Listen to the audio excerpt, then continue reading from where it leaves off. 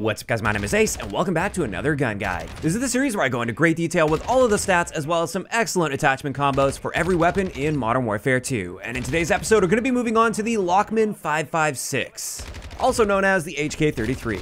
And starting it off as always, let's have a look at our damage profile, and just like the M4, this is one of the few guns in the game that doesn't have separate body multipliers. Therefore, we deal 28 damage up close, 23 at mid-range, and 18 at long range anywhere in the body. So that means with body shots at least, it's always going to be a 4, 5, or 6 shot kill. However, we still of course get a headshot multiplier, and with this, up close you need 2 headshots mixed in with a body shot to get a 3-shot kill. At mid-range you just need 1 headshot mixed in there, and then at longer ranges you will need 2 headshots mixed in to reduce the number of shots to kill.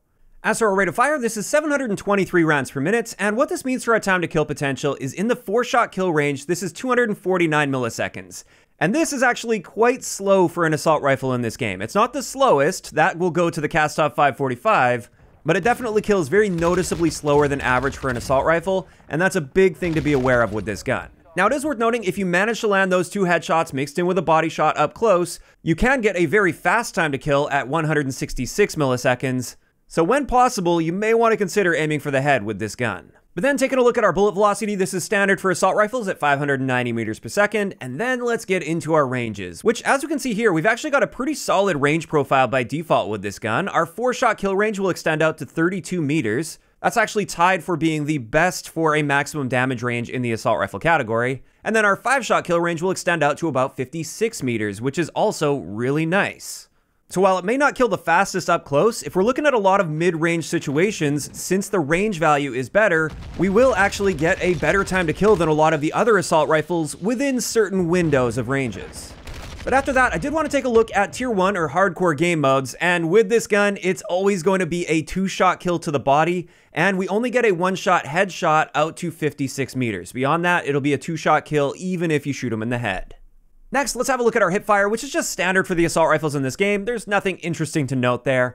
And then let's look at our idle sway, which, as you can see there, there's definitely some sway while aiming down sights. It's not as bad as some of the other assault rifles in the game, but that's not saying a whole lot since there's just so much sway in this game, so that is something you have to be aware of with this gun.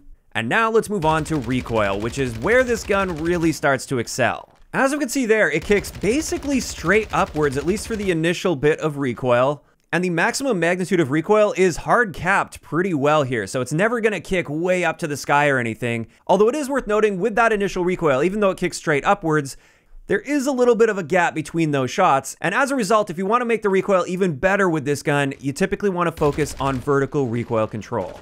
And with that, we can now move on to the handling attachments on this gun, and our aim down sight time is great for an assault rifle at 240 milliseconds. Our sprint out time is very standard for assault rifles in this game at 210 milliseconds for our standard sprint out time and 310 milliseconds for our tactical sprint out time.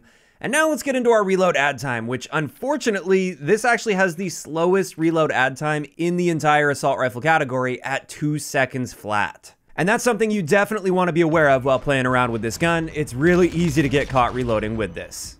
But finally, for the base stats of this gun, let's have a look at our movement speeds. And our base movement speed is a bit below average for an assault rifle at 4.62 meters per second. It's a similar story with our sprint speed. It's a little bit below average here. And then our aim walking movement speed is also a bit below average for assault rifles. So this definitely isn't an area where the Lockman will excel. And that's going to wrap it up for the base stats of the Lockman 556, but now let's move on to the barrel attachments. I do want to cover these, and the first thing we'll look at is the ranges. And as we can see here, only 3 of the barrels impact our ranges, and they all have a positive effect, so that's nice to see. With the Lockman Nova barrel, this one increases our range by only 7.5%, which is hardly noticeable. Then with the Aurora 90 barrel, this one improves it by about 12%, which is starting to become a bit more noticeable. However, the best barrel for range is going to be the Lockman Wrap barrel with a 20% increase, and that's really nice to see. Next up, let's have a look at how these barrels will impact our recoil, and with a lot of them, they don't really have a huge effect on our recoil. However, I'd say the best out of all of them would be that 10.6-inch Lock Strike barrel in red, because especially with those initial shots fired, they tend to be grouped a lot tighter, and those are the most important shots that you're going to fire with a gun. So if I'm going for the most accurate build possible, that's the barrel I'm going to stick with.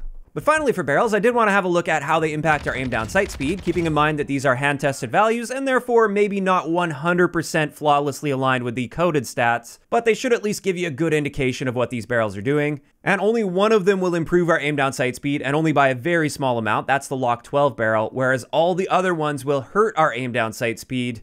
Most notably, the Lockman Wrap Barrel destroys our aim down sight speed. It adds 100 milliseconds to our aim down sight speed, and as a result, I never even consider using that barrel. That's just way too slow. All of the other ones, though, I'd say are reasonable aim down sight speed increases, and therefore you may still want to use them depending on the build you're going for. And with that, we can finally move on to some great attachment combinations that I put together for you guys. The first build I'm going to share is the accuracy build. And this gun is already accurate, but with this one, we're trying to maximize that while still making sure our aim down sight speed is at least somewhat reasonable. And with this, you can see we're using the X10 ported 290 muzzle. This helps with vertical recoil control more than any other attachment as far as I've seen with my testing. And like I said, you want that vertical recoil control for the initial recoil. We've also got the Lock Strike barrel, which gave us the best recoil control out of the barrels. We've got the OLEV laser, which is really nice on the gun. I threw that Slimline Pro optic on there because that's my preferred optic, although we can't unlock it yet, so just substitute that with something else until we can unlock that and use it in public matches. And then finally, we have the LMS Factory G79 stock. When you combine all of these attachments together, you're left with a very accurate gun. This thing is excellent for picking people off at quite long ranges, actually. And I really like using this in Invasion or Ground War, or just on any map that has longer sight lines for 6v6. As for the next setup I wanted to share for you guys, this one's a bit more of an all-arounder, so it's not just designed for hanging back and picking people off at long range, although it still has very good recoil. But with this, we're once again using that X10 ported 290 muzzle. That just seems to be the best for recoil on this particular gun. And we've also got that OLEV laser, so those are consistent. However, with this, I wanted to use a larger magazine just because of this really slow reload time with this gun. I hate getting caught in a reload, so that extra 10 rounds can actually make a pretty big difference. And then we're using the Lockman S9 factory stock combined with the LMK64 grip, and both of these are going to be helping us with our aim down sight speed, our sprint out speed, and in the case of the stock, this is helping with our aim walking movement speed a little bit, not by a large margin, but at least a little bit. And this just helps the gun be a bit more snappy so you can feel confident moving around the map and still challenging people without being pre-aimed first. Now when it comes to this, our aim down sight speed is managed fairly well. It's about 260 milliseconds to aim down sights. Like I said, our recoil is still very good with this setup, so it's not just designed for like super aggressive close quarter situations. You still can challenge people at quite long ranges just fine with this, especially with the great iron sights on this gun. And that's why I consider this to be a little bit more of a balanced all-around build compared to the previous one, which is primarily just focused on accuracy.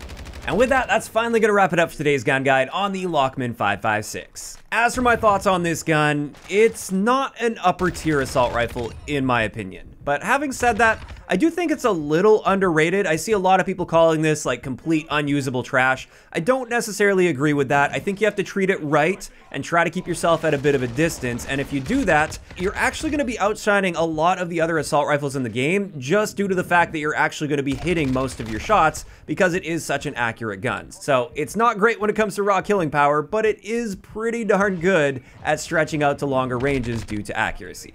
Now, of course, that is just my thoughts on the Lockman 5.56, and this is where I want to hear from you guys in those comments down below. What are you thinking about this gun? Do you agree with me? Do you think this is a little underrated while still not being like a top tier meta gun? Or do you think it is just absolute trash? Just let me know down below. If you enjoyed the video, a like rating is always appreciated, and don't forget to subscribe for more if you haven't already. I'll talk to you guys next time.